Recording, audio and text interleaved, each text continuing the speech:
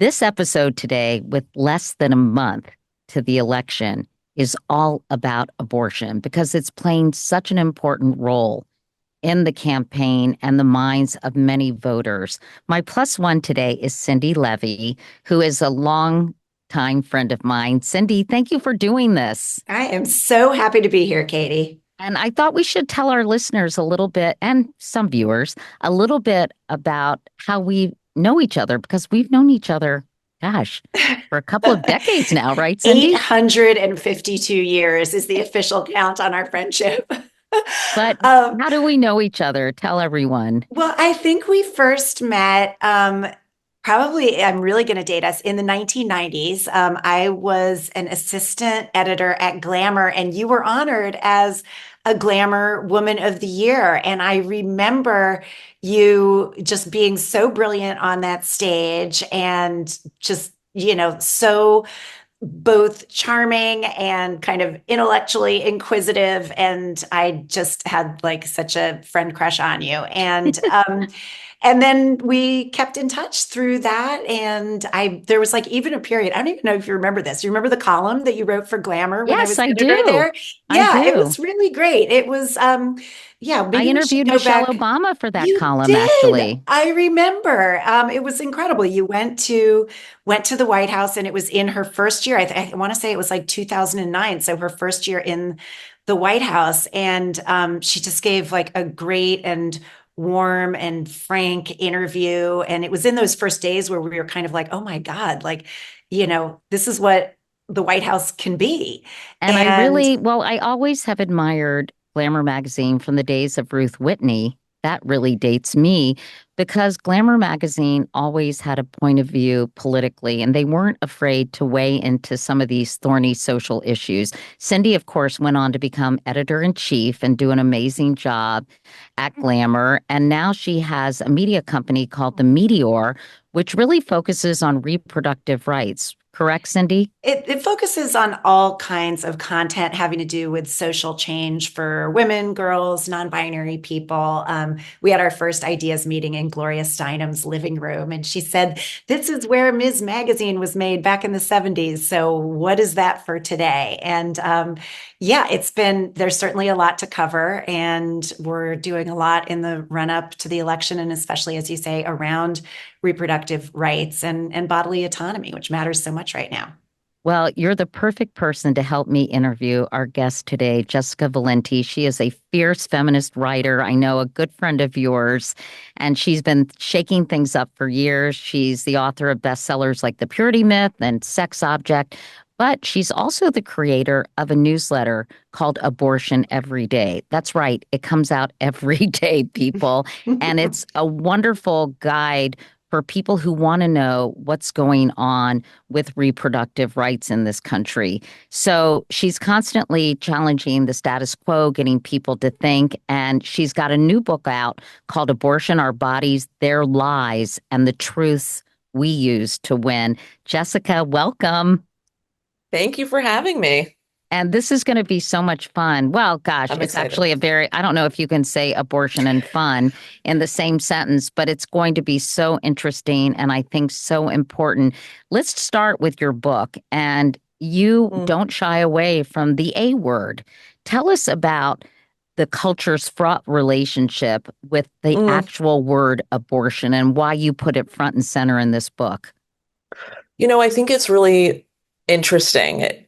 Abortion, and the word abortion specifically, has been treated like this third rail issue, like this really controversial, polarizing issue, when the truth is that Americans overwhelmingly support abortion rights, have overwhelmingly supported abortion rights for decades. And so we've sort of bought into this myth that the issue itself is controversial when it's not. And so it was really important to me in the book to sort of take this very frank, candid, unapologetic view um, of not just abortion and the issues that are, happening around it right now, especially, but the way we talk about it. Cindi, I know as someone involved in magazines, you've been covering this issue for a long time. Talk to us how, as an editor, this topic has been brought for you as a writer and editor and for readers in general.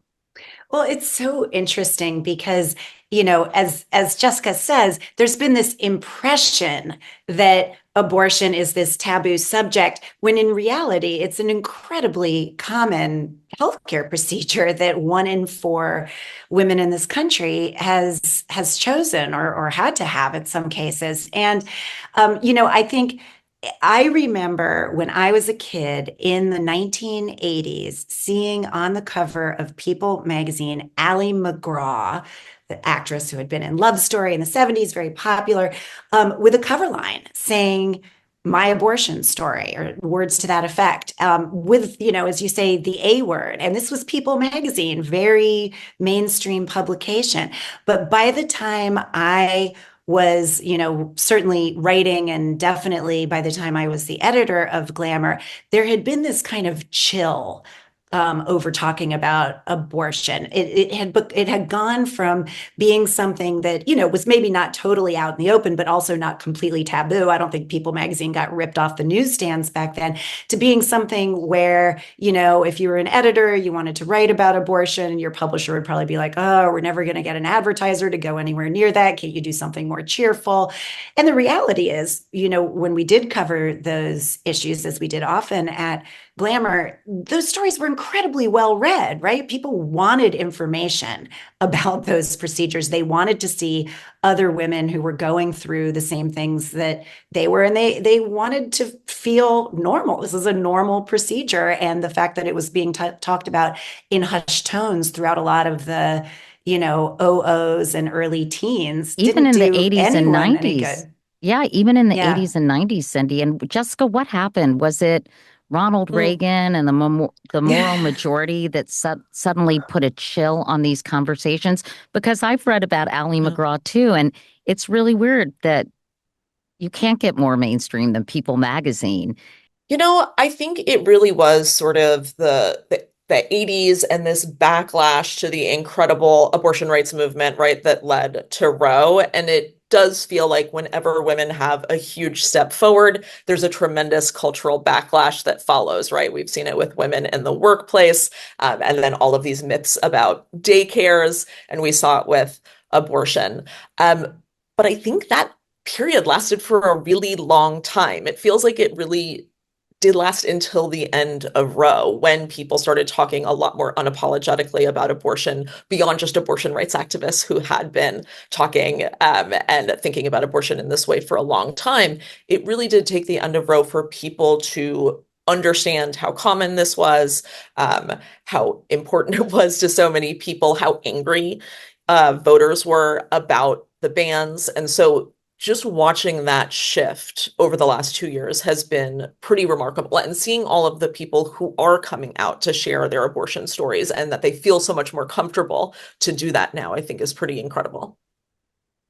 I will just add that I think, it was seeing that it's possible that this right could get stripped away that did Mm. motivate a lot of people, including myself. I had spent a lot of years covering abortion as the editor of Glamour, and I never talked about the fact that I had had an abortion when I was a freshman in college. That was, absolutely something I've never regretted, and really important for me being able to chart the course of the rest of my life. But, I would give speeches about abortion. I'd always talk about this older female relative of mine who had chosen it. And that was true, but it wasn't the whole truth. And honestly, it was, this was before the fall of Roe, but it was in 2018 when Justice Kennedy announced his retirement. And you started hearing people, probably you were among them, just saying, we could lose the right to legal abortion in this country. And I thought, what am I doing not talking about this? Like, if I can help normalize this in any way by just saying, I've made this choice and so many women I know have, then why aren't I doing that? So I think the danger kind of prompted the openness. Were you scared after you wrote that? It was in the New York Times. It was an op-ed in 2018. You wrote, as usual, a really moving story, Cindy, about chasing this guy and having unprotected sex after drinking too much. I mean, it was sort of a very Really? You sort had of to pull that detail out, sorry, but it Katie? was a very familiar story, for Yeah. somebody in college. And Yeah.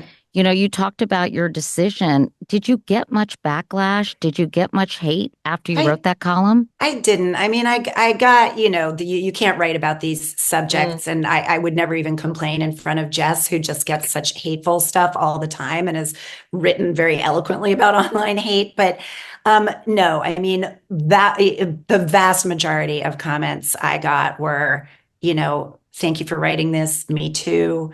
I've had this experience as well. I, got letters from people who, mothers and grandmothers, who said they were going to sit down and tell their mm, children about abortions that they had never had, which I think is really important because, you know, especially because there's this sort of stereotype of people who've had abortions as being like, you know, unmotherly, when the truth is most women who have abortions, I wasn't in this category, but most women who have abortions already have at least one child. And I think it's really important for children to understand this is part of like how mothers courts chart their course in life. And so no, the vast majority of comments I got were just like love and gratitude. And if anything, I felt, you know, a little ashamed that I hadn't mm. written it sooner. And Jessica, you were very honest about your own abortion when you were 28.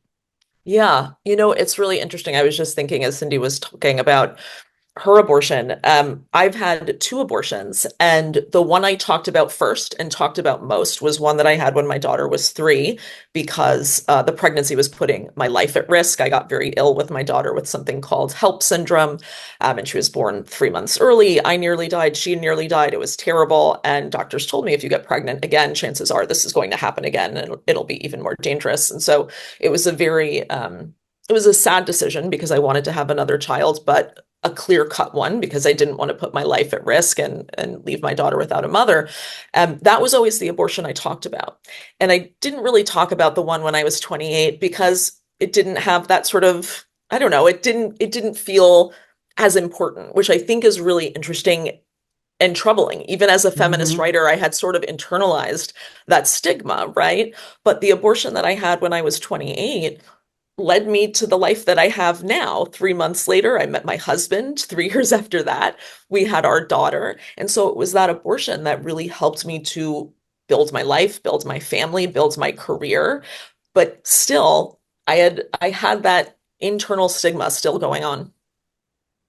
Yeah, what you're talking about just makes me think of the piece that was in the New York Times last weekend by the woman who was writing about how she had had two abortions. And, one of them was one of these, as you would say, like good abortions, where she Hmm. was, even though it's anything but good to the person who's going through it, where she had a health complication, pregnancy complication, had to end a very wanted pregnancy under difficult circumstances. And those are the kinds of stories that we're hearing now, after the fall of Roe. But she also had an abortion earlier when she was a single mother and simply could not imagine raising another child. And both of those abortions are equally valid. And I think all the stories that are coming out now of women being turned away from hospitals, going into sepsis because they're having complications with very wanted pregnancies are incredibly important stories to tell. And you're telling them, literally every day.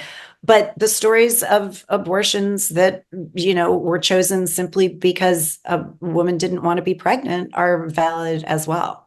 It I is think, interesting, Jessica, isn't it, that we kind of rate them like this was not so much a good abortion, but this was an mhm. understandable abortion, but this was a selfish abortion. Right. And that's, of course, really deliberate. And that's what conservatives and the anti-abortion movement have set out to make happen for a really long Mm-hmm. time. And it made me think about, I wrote about this at the newsletter a little bit, Kamala Harris's speech in Georgia after 2 women were killed by the abortion ban there, and how important it was that she talked about Amber Nicole Thurman's life and her abortion in this very normalizing way, where she Mm-hmm. said she had a plan. She was going to nursing school. She had gotten this apartment. She had a plan for her life, and it was her plan.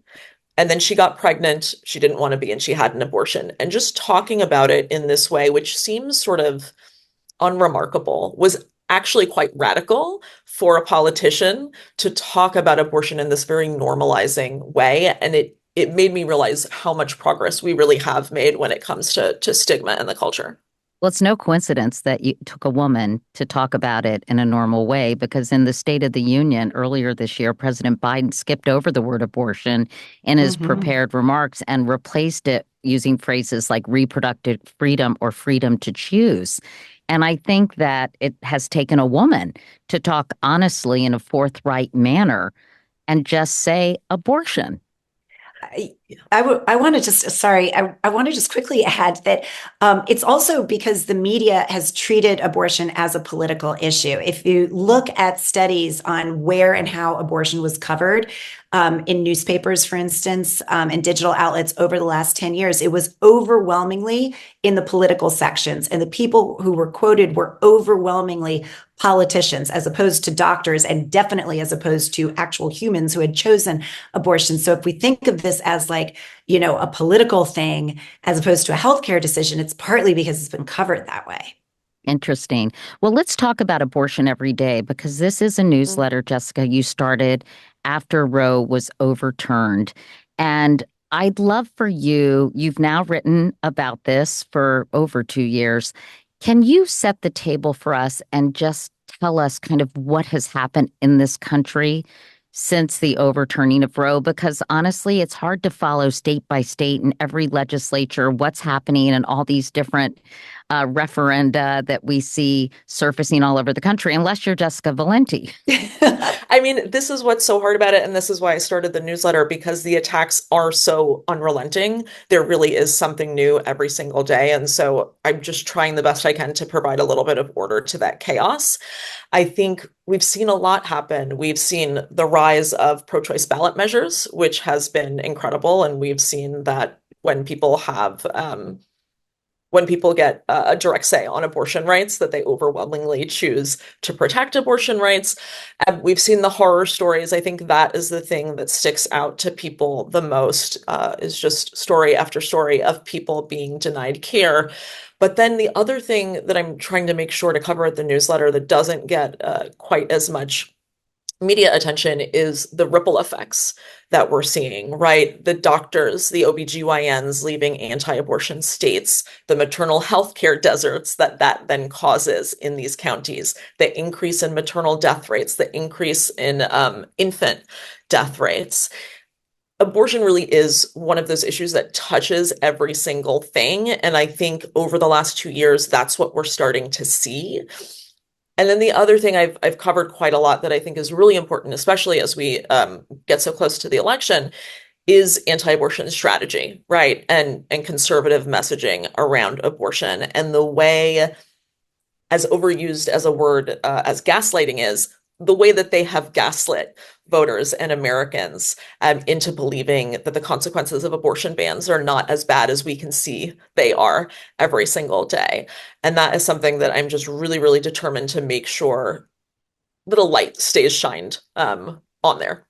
I'm not sure you'd call it gaslighting, but it's amazing to me how many people feel comfortable with Republican messaging of leaving it to the states. That seems to be the fallback position. Like, what's wrong with leaving it to the states? Can you explain what's wrong with leaving it to the states, Jessica?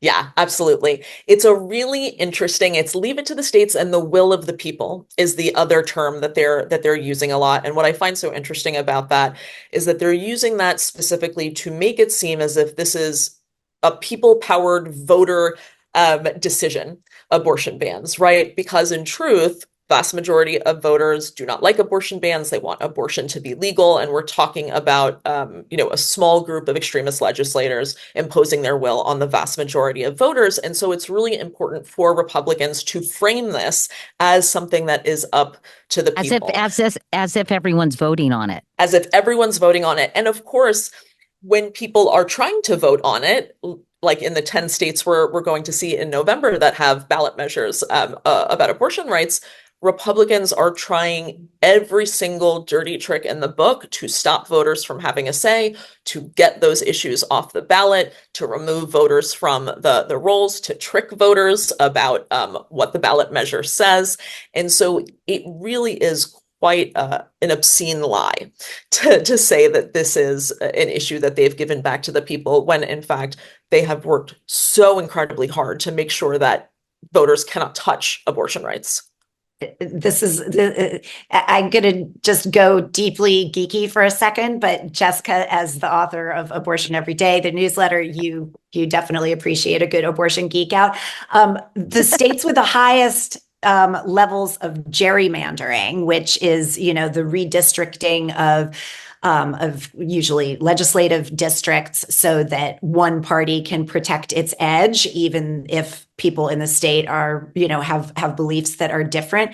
The states with the highest levels of gerrymandering were also some of the quickest to pass abortion bans after the fall of Roe. And so this idea that we're just going to hand it back to the states and everything will be fine. Well, if voting is not fair in those states, then it really doesn't work. I realize that nothing makes people go to sleep faster than saying the word gerrymandering. So I will conclude. No, it's so important. Aside, it but is it really so is so important. It's so important. Yeah. I feel like there was this moment also after the fall of Roe when all of a sudden, people were calling me, and I'm sure, Katie, you were hearing this from your readers and viewers too, and saying how can this be? Everybody I know feels that this should be the law of the land, and similar to, gun issues, the vast majority of people in poll after poll after poll believe that there should be, some common sense measures to try to reduce the levels of gun violence in this country. And yet our laws don't say that. Why is that? And it kind of has been this crash course in democracy for so many of us. Who was it? Was it Minnie Timuraju, I think the head of Reproductive Freedom for All, who said that abortion might just save democracy because people have become so invested in why they can't vote on this issue, where in states where there are no citizen-led ballot initiatives, people are suddenly, who have never thought about ballot initiatives before in their life, are asking, well, why can't I vote on this? Right? There is this real interest in activism, activeness around abortion and democracy now, I think. Which is adding, I think, to the gender gap. But let's get back to the way the Republicans are framing this conversation, because I think they're doing it pretty effectively in some ways. For example, at the recent vice presidential debate, J.D. Vance said the following. First of all, I never supported a national ban. I did when I was running for Senate in 2022 talk about setting some minimum national standard. For example, we have a partial birth abortion ban in place in this country at the federal level. I don't think anybody's trying to get rid of that, or at least I hope not, though I know that Democrats have taken a very radical pro-abortion stance. But Nora, one of the things that changed is in the state of Ohio, we had a referendum in 2023, and the people of Ohio voted overwhelmingly, by the way, against my position. And I think that what I learned from that, Nora, is that we've got to do a better job at winning back people's trust. So many young women would love to have families. So many young women also see an unplanned pregnancy as something that's going to destroy their livelihood, destroy their education, destroy their relationships. And we have got to earn people's trust back. And that's why Donald Trump and I are committed to pursuing pro-family policies, making childcare more accessible, making fertility treatments more accessible, because we've got to do a better job at that. And that's what real leadership is. Jess, what did you think of J.D. Vance's comments during the vice presidential debate? So confusing that one undecided voter said she was surprised at how progressive he sounded on women's issues. I jumped out of my seat. I'm surprised you guys couldn't hear me yelling from Brooklyn. I knew that line was coming. I had been predicting and writing about this line, minimum national standard, for a very long time. I was so frustrated. People don't know that those are the same thing. An abortion ban and a minimum national standard are the same exact thing. Explain. So what Republicans have done, what the anti-abortion movement has done, is internally redefine ban. They say that ban only refers to a prohibition on abortion with zero exceptions, not even for women's lives. And so under that definition, there are no abortion bans in America. But something like what we would consider an abortion ban, like what Lindsey Graham, has been pushing, a 15-week ban with rape and incest exceptions, they're saying that's a national minimum standard or a federal restriction, right? So they're deliberately skewing what the word ban means so that voters are completely confused and that they don't understand that when Trump says, oh, yeah, I would veto a national abortion ban, what he's really saying is, I would veto a total prohibition on abortion with zero exceptions. But Republicans aren't proposing that. Republicans are proposing 12-week bans, 15-week bans, the things that they are calling restrictions and standards. And it's been so frustrating to watch sort of mainstream media outlets not pick up on this, not ask the Trump campaign, well, what is a federal standard? What is a minimum national standard? So I've just been really harping on this one for a long Literally, time. when he said that during the debate, I was like, Jess called it, because you had done a video about exactly that. Well, can I ask a devil advocate's question Yeah. to both of you all? So I get people's frustration and anger at like a 6-week ban, right? Because oftentimes women don't know they're pregnant, right? And that is just sort of impossible. But, and don't be mad at me, ladies, but a 15-week ban. So that is somebody who is almost 4 months pregnant, right? Why is that problematic? Because I think a lot of people support abortion, and even Roe v. Wade has a stipulation about the third trimester. Now, that's much later than this 15-week ban. But why is that? Why is that not acceptable? And help me understand why this is wrong. I mean, I think you can come at it from two different ways. Like there's the ethical and then there's the sort of logistical, political. From an ethical point of view, you don't lose bodily integrity at a certain point, right? You don't stop being a human being at 12 weeks of pregnancy or 15 weeks of pregnancy. You should always have a say over your own body and what is happening to you. And so from that point, I'm just all on board with that ethically. From a sort of real life point of view, a lot of people won't know they're pregnant. A lot of people don't have access to great healthcare, sex education. I mean, this is one of the things that's really so frustrating about a lot of Republican policies is that they're passing these abortion bans and saying, well, someone should know they're pregnant by then. But then they're getting rid of sex education and they're getting rid of birth control, right? And so if you're creating a world where people don't have access to birth control, they don't know anything about their bodies, they don't have affordable health care, right? You're making it very, very difficult. And then, of course, all of these hurdles. Let's say you say, okay, well, abortion is legal at 15 weeks, but up until then, you need to have a waiting period and you need to travel out of your county. Well, how many people can afford to take 2 days off of work and get childcare, right? And so it all sort of combines into this big hot mess that I think makes it just, politically untenable as well as ethically. I guess I also just think about, what is real and what is imagined. Like, I do think that anti-abortion folks have done a really good job of making us picture that woman, usually hypothetical, who's like, terminating her pregnancy at 30 weeks, 32 weeks, just because, she doesn't feel like having a baby. And, that's a terrible thing to imagine, but like that feels very imaginary to me. And what's real are these real human women who are coming forward, like Amanda Zarowski in Texas, Tell who us about Amanda's story, Cindi. yeah. So Amanda, for those who don't know, and at the Meteor, we had the honor of helping her tell her story for the first time back in the fall of 2022.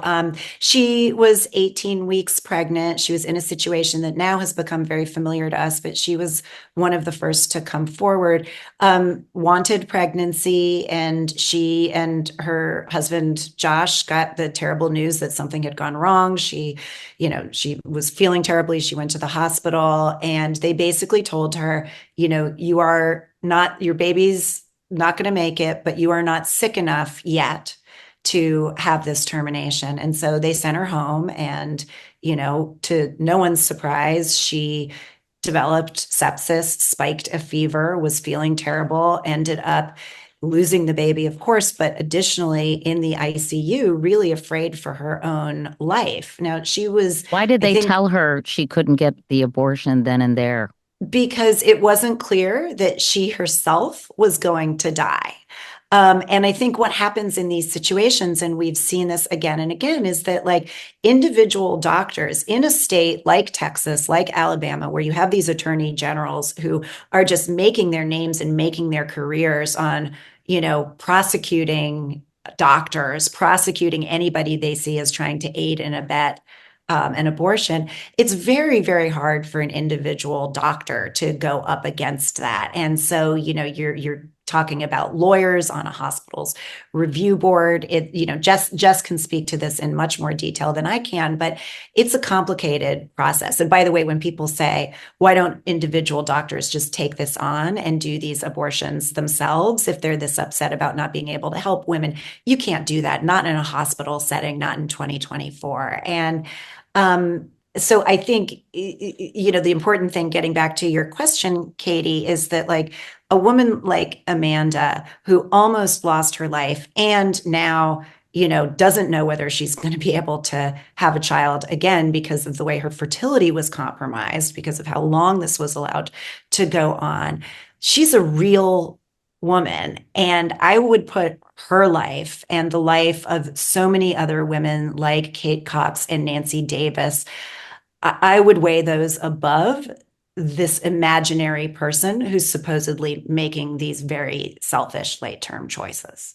Another way this whole conversation, Jessica, has been framed is, and we've heard it again and again from the Republicans, is this whole idea of abortion after birth, which of course conjures up these terrifying images for people who feel uncomfortable with the idea of a quote unquote late term abortion, which is also not really a thing. Can you talk about that? Because I don't feel that the Democrats have explained that. Kamala Harris didn't respond to, like, do you favor any restrictions during the debate? And I think people are left with this image that really distorts the whole issue. Can you talk about that? Yeah, and I think it's what Cindi said, right? Like it's not based in reality. We're not talking about real people there. And the post-birth abortion message has been just infuriating to watch take off. And it's been really scary because I've seen it make an impact. I'm trying to pay attention to forums and seeing what people are talking about, and it is making an impact. People do believe that doctors are, executing babies a week after birth. It's really, really terrible. But what Democrats have an opportunity to do is to tell voters what they're actually talking about when they say post-birth abortion. And what they're actually talking about, the laws they're actually talking about, are palliative care for fatally ill newborns. So if a baby is born too early to survive, if a newborn has a fatal condition and they're only going to live for a few hours, parents can make the decision to decline painful, medically invasive procedures, have a few moments alone with their child. The nurse will set up a private room in the NICU so they can say goodbye while the baby passes away. That is what they're calling post-birth abortion. That's who these laws protect, and that's what they're calling post-birth abortion. And it's so important, I think, that Democrats are making that clear to voters that, in fact, what they're talking about is a really important, vital service to parents who are grieving and dealing with a awful, terrible, tragic situation. They're not really doing a very good job of talking about that. Is that because they're afraid the imagery is just too painful? But it's so critically important.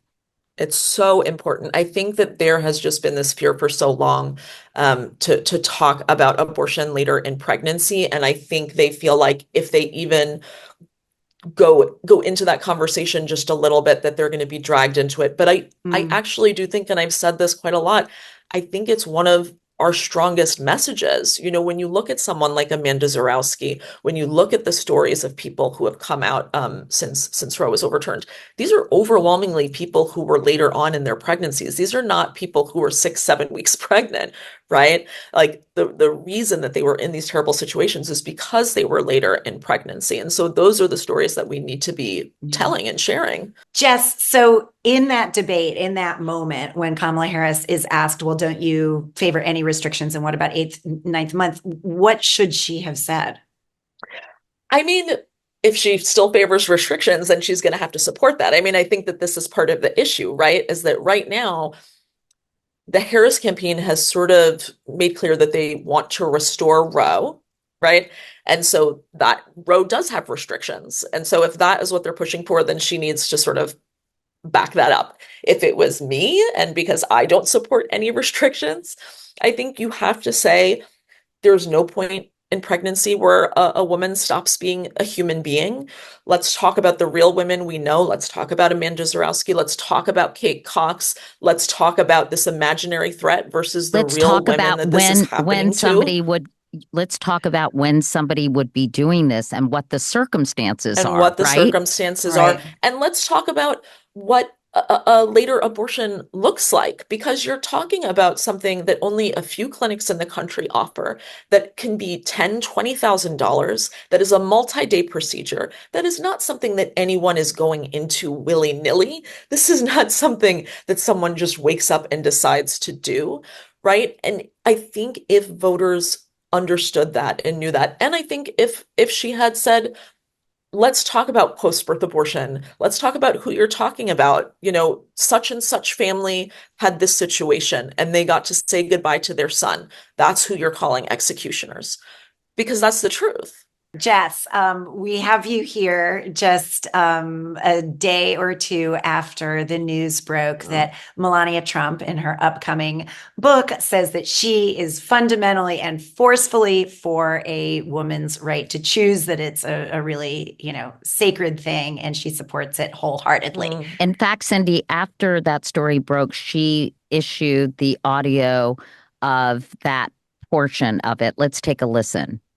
Individual freedom is a fundamental principle that I safeguard. Without a doubt, there is no room for compromise when it comes to this essential right that all women possess from birth: individual freedom. What does my body, my choice really mean? Okay, so Jess, what is going on here? Am I allowed to curse? Am I allowed to drop a little? Yes. I mean, Yeah. it's a crock of It's shit. Katie's show. We got to ask Katie. It's a total crock of shit. Like, let's be serious. Her husband is down over 20 points with women. There are stories of women dying, in the national conversation. Abortion is the political issue that is driving voters right now. And it is not a coincidence that she is coming out with this statement right now. I think it's one of the more craven things I've seen in a long time. And, in addition to the audio, she actually also put out a video with saying these lines. And at the end of the video, there's sort of like a picture of her book and a prompt to go buy the book. And I can't help but think that she is, hawking this $40 book on the backs of dead women that her husband, helped to. I mean, that's really what's happening. She knows that this is a popular issue. She's not. I just wrote an article about this. She's not pro-choice. She's pro-Melania, right? I think it's both that she can see the writing on the wall and she can see how popular abortion rights are, and this is a way to sell her book. But it also certainly helps Trump. If Republican I was women, going to say, is this effective? It may be craven, but does it work? I think so, because I think for Republican women, the ability to further fool themselves and say, oh, well, his wife is going to have some influence on him. And if his wife believes this, he would never fully ban abortion, right? I do think it will work to some extent. I am really concerned about it. But do we have any proof that he has ever taken her feelings or wishes into account in the past? No, but I think at the point that you're a woman voting for Trump anyway, there's so much like delusion involved regardless, that I think it's just one of those things. It's almost like it's an excuse, right? Like if you're a Republican woman and you're pro-choice, Melania saying this, Trump saying, I'm giving it back to the people, I'm going to veto a national abortion ban. It gives And you, I support IVF. I'm going to give and I it to support people for free. IVF. Right. It gives you this excuse and permission to vote for him even against your own morals. And it's ridiculous, and none of that is true. But I do think for some women voters it will work, unfortunately. Let's talk about sort of the bigger picture because you believe right-wing extremists don't just want to see abortion outlawed, a national ban, but this is part of a larger effort to, gosh, I don't think it's marginalized, but to take women back Mhm. into the 1950s and to remove so many rights. I saw a video about these Theo bros saying they want to get rid of the 19th Amendment. I mean, Oh yeah. talk about this talk about this less than underground movement that is Yeah. bubbling up, that is really attacking women in general. Yeah, this was never just about abortion. Abortion, to me, was a means to an end. I think this is about reinforcing traditional gender norms, erasing women from the public sphere. What better way to do that than ensure that they are forever pregnant? It is not a coincidence that the same people who are pushing these bans are also pushing birth control restrictions, whether they're open about it or not. That is what's happening. People ask me, well, are they going to go for birth control next? And I say, no, it's already happening. We're already seeing attacks on birth control. Talk That's about here. that. Talk about that. Sure. What are the attacks on birth Well, control? I mean, it's another one of these language games that they're playing where they say, I would never ever ban birth control. I just want to ban abortion.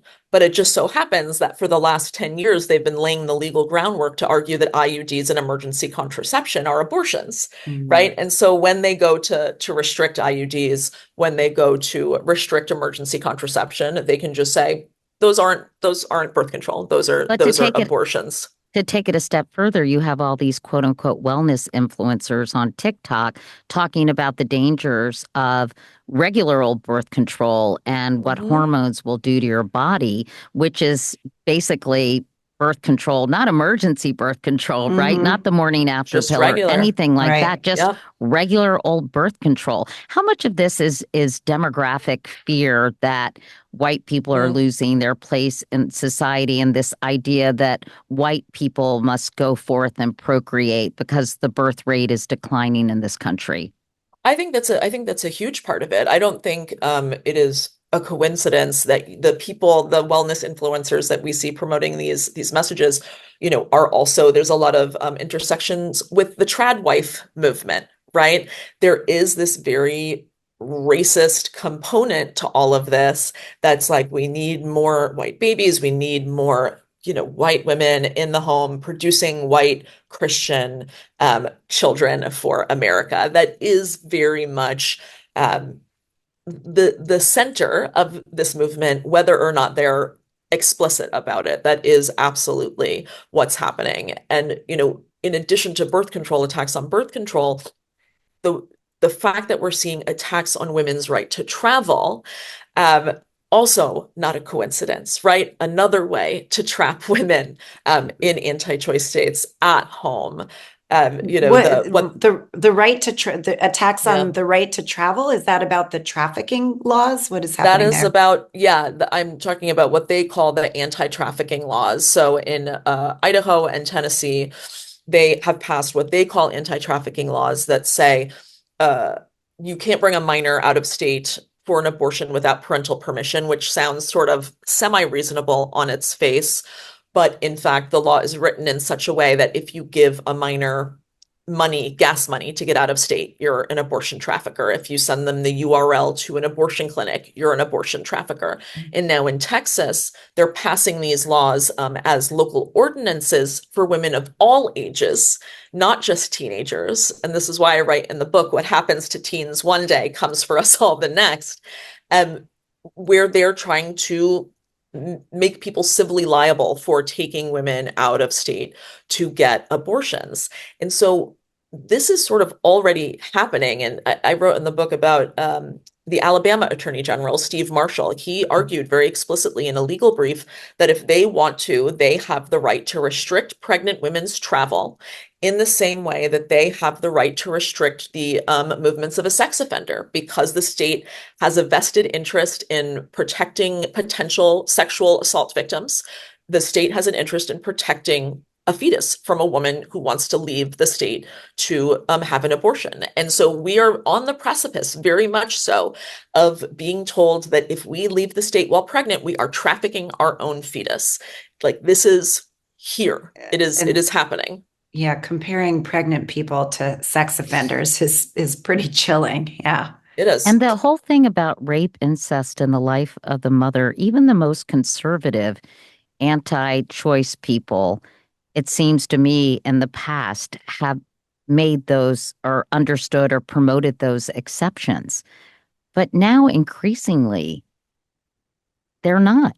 So that's when you hear about a 10-year-old or a 12-year-old raped by an uncle or a stepfather, basically being told, you have to carry that baby. Yeah. And they're getting much more radical. It's not just the lack of exceptions, but the rise of they call themselves abortion abolitionists, who believe that women should be tried as murderers for having abortion.